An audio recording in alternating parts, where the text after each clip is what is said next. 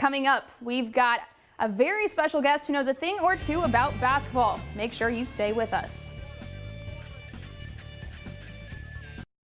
And now back to the action on WZDX Sports Extra. Welcome back, everyone. It's now time for the Sunday Sit Down, and joining us is a guy that a lot of people around the Tennessee Valley should know. It is Richard Hendrix, the former Athens High standout who later went to Alabama, then went to the NBA, and now he's playing overseas. Richard, it's great to have you back here in the Tennessee Valley, man. How are things going for you this summer? It's great, man. It's glad to be back home and get a chance to relax, see family and friends, and be back here in the Tennessee Valley.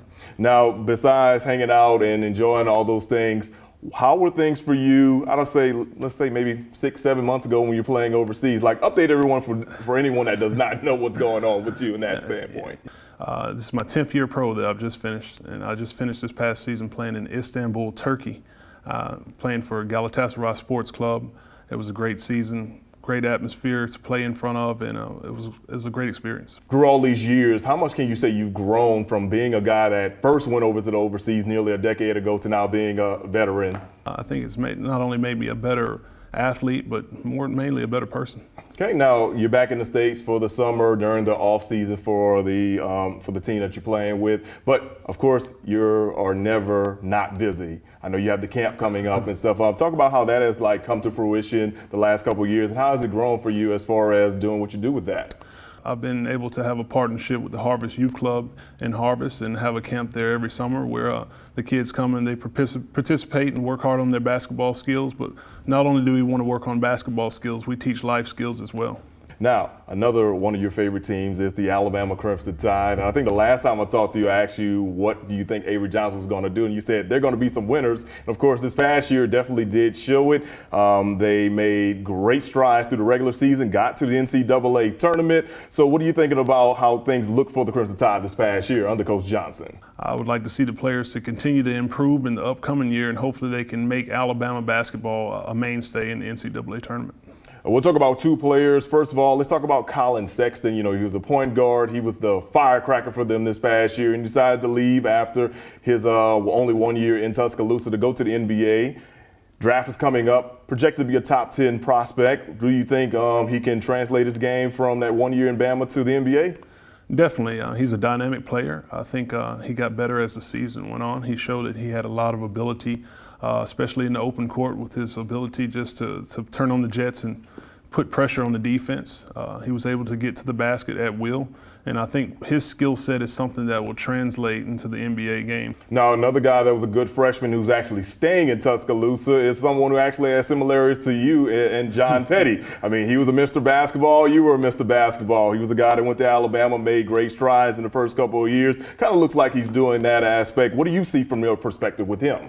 If he can show that he can do a lot more other things on the court, defensively, taking the ball to the basket, becoming a little bit more efficient shooter, I think the sky's the limit for him. I think he'll be able to join Sexton in the next level in the NBA as well. Finally, we'll stop right here with the next level stuff. You were drafted by the Golden State Warriors so many years ago. Of course, they just won their third championship in 4 years. Being a guy who got drafted by the team, I mean, do you still root for them, or do you still feel good seeing them with championships? Or how does that go through the world of Richard Hendrix in a situation like that? Mainly just as a basketball fan, I enjoy watching them play. The way they play, the shooting ability that those players have is tremendous.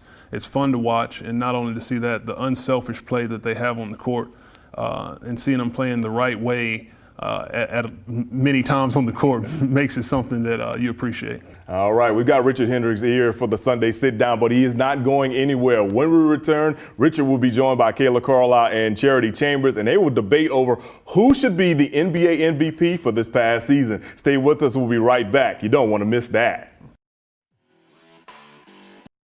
And now back to the action on WZDX Sports Extra.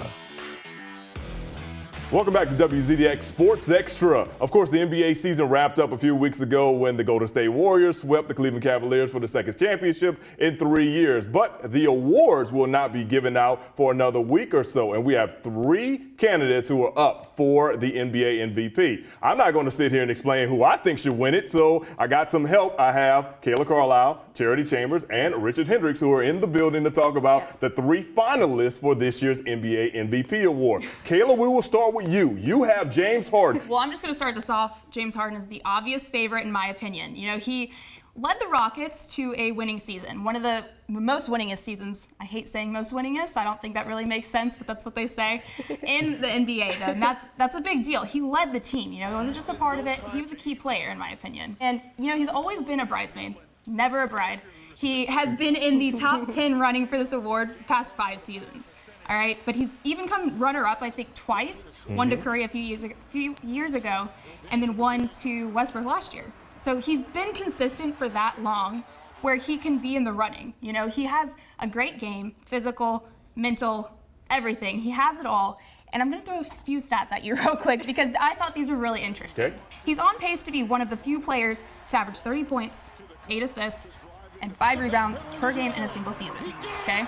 Now that matched up with him being on pace to become the 7th in history, NBA history, to average 30 points per game on a shooting percentage of 60% or greater. The only player in NBA history who's done that is Michael Jordan. And how can you deny Michael Jordan? Tell me that. Well, of course, in the midst of the Michael Jordan talks, somehow LeBron James always gets into these talks. And speaking of LeBron James, Charity Chambers, tell us why you think LeBron James should be this year's NBA MVP. Yeah, I don't have a lot of stats like you did, Kayla. Hey, I had to come prepared because I wanted to let people know. I like who deserves it. He has been there long enough to get the award. I like that, but you can't deny LeBron James. Like, to be honest with you, I feel like all I really have to say is his name.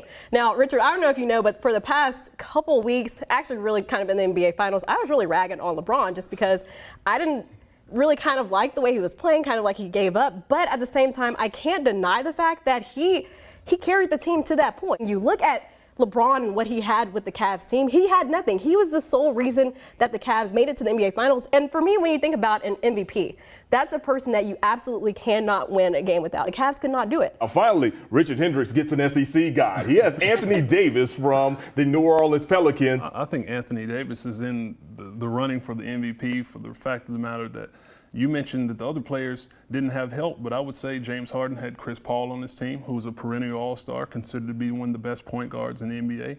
Kevin Love is playing alongside LeBron James, leading the league in double-doubles in years past, has been one of the best rebounders that the games have seen in recent years.